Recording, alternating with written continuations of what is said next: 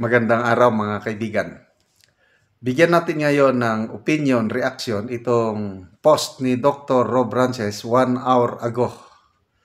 Sabi niya, I'm not a lawyer, but if Speaker Martin Romualdez' statement is indeed a move to impeach Supreme Court justices following their ruling that the impeachment complaint against VP Sara was unconstitutional, I think it's no mere political noise.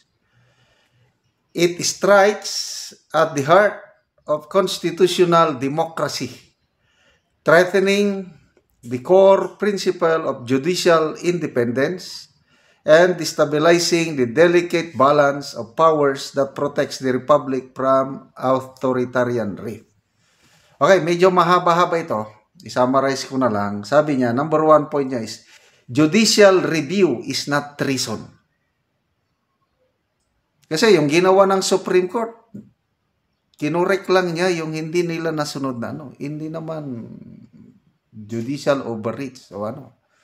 So, isinite niya dito yung article ni Attorney Mark Tolentino na hindi pwedeng grounds for impeachment yung desisyon ng Korte Suprema na hindi nila gusto. So, there are no legal grounds whatsoever na pwede mong impeach yung Supreme Court justices just because of this decision. Yun ang sinasabi dito. Impeachment is a constitutional remedy, not a retaliatory weapon. So, ginagamit ang impeachment para intimidate ang mga justices. Sinasabi niya dito. Number 3, checks and balances do not mean institutional retaliation. Okay, punta tayo sa pinaka-ano. The chilling effect on lower courts and law enforcement.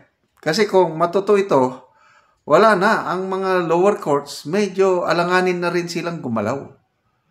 Kasi nga, kung mismo mga maestrado sa Supreme Court, kaya nilang takutin through impeachment, anong mangyayari sa judicial system natin? Yan ang punto ni Dr. Rob Rances. May chilling effect. Ito na. The erosion of legal education and jurisprudence. Wala na. Mai-erode na ang legal education and jurisprudence. And then, ito. Pinaka-importante. A call to defend the Constitution. So, nananawagan si Dr. Rances sa lahat ng mga abogado, mga law students, mga justices, and ordinary people to be vigilant, magbantay. Kasi delikado na ito kung matutuloy na ang mga Supreme Court justices masampan ng impeachment ng dahil lang sa isang desisyon na hindi nila gusto. And then, last point niya is ito. Dito ako na-strike na curious. Tanong ito ni Dr. Rob Rances. Does Romualdez risk sparking a people's revolution? Ito bang gagawin nila kung totohanin ha? Sana hindi totoo. Kailan kung totohanin nila na sampahan na ng impeachment complaint ang mga maestrado sa Korte Suprema, ano ang reaksyon ng taong bayan? Will it spark a people's revolution? Basahin natin. Posible, sabi niya. It's possible. Ito, opinion lang ito ni Dr. Rob Rances. Sinishare ko lang sa inyo. But sana hindi na aabot ng ganitong punto. It's possible because this is no longer excuse me. This is no longer just a legal issue. It's a question of legitimacy. When the Speaker of the House threatens to impeach Supreme Court justices for a ruling grounded in constitutional authority, he does not merely provoke institutional crisis, he risks awakening the moral anger of a people long abused by elite impunity. The Constitution is not a suggestion. The High Court is not a political obstacle. If it is the last civilian firewall before the collapse of democratic order. If the legislative branch wages war on the judiciary for doing its job, it effectively signals to the Filipino people that the rule of law has been replaced by the rule of one faction. Kung anong gusto nila, yung grupo nila, yun na lang nasusunod. So ano ang tao? We'll just sit down? Yan ang tanong. And when the institutions meant to protect justice become instruments to destroy it, history shows only one force remains, the people. So, dito, isinite niya yung EDSA. Anong nangyari sa EDSA? Di ba? Napuno ng taong bayan noong 1986. Kaya nagkaroon ng people's power or revolution. Many believe Speaker Romualdez is targeting the justices, but in doing so, he may just awaken a generation ready to rise, resist, and reclaim the republic. because once the people realize that the courts no longer protect them, they won't beg, they will resist. And if power keeps pushing, it may find itself swallowed by the very republic it tried to control. Tyranny dressed in legal process is still a tyranny, and the people will not kneel to it. Not again, not now, not ever.